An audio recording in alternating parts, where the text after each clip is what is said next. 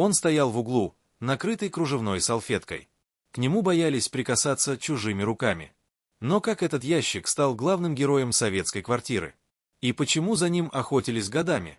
Первые массовые телевизоры появились в конце 1940-х. Стоили они баснословно дорого, как хороший мотоцикл или половина годового заработка. Кто же становился владельцем? Вопреки стереотипам, это были не только врачи или учителя. Их зарплаты были скромными. Чаще всего первыми покупателями становились квалифицированные рабочие крупных заводов, шахтеры или строители. Благодаря премиям и надбавкам они могли накопить нужную сумму быстрее.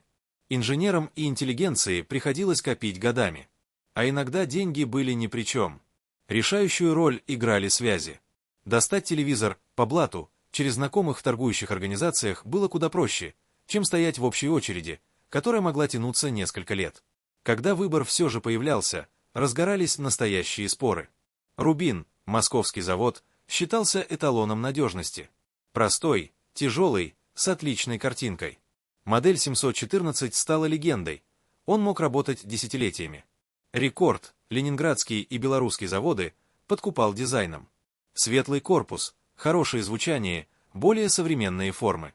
Для многих Рекорд был символом стиля и прогресса.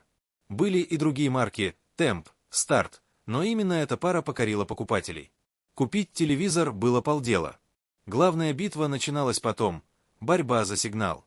Антенны часто мастерили сами, из вешалок или просто из проволоки.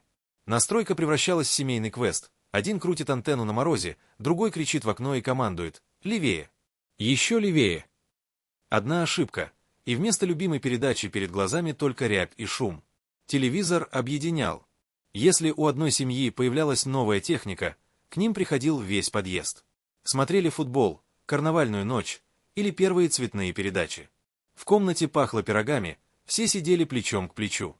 Это было настоящее событие, которое диктовало ритм жизни всей улицы. Вокруг этого экрана стирались границы между соседями, рождались дружба и даже любовь. Сейчас у каждого свой личный экран в смартфоне, но мы потеряли то самое чувство единения. Старые рубины и рекорды теперь стоят в музеях, напоминая нам о времени, когда техника была частью души. А вы помните тот самый запах нагретого телевизора? Какой марки был ваш первый телевизор? Пишите в комментариях, давайте вспомним вместе. Подписывайтесь. Новые истории каждую неделю.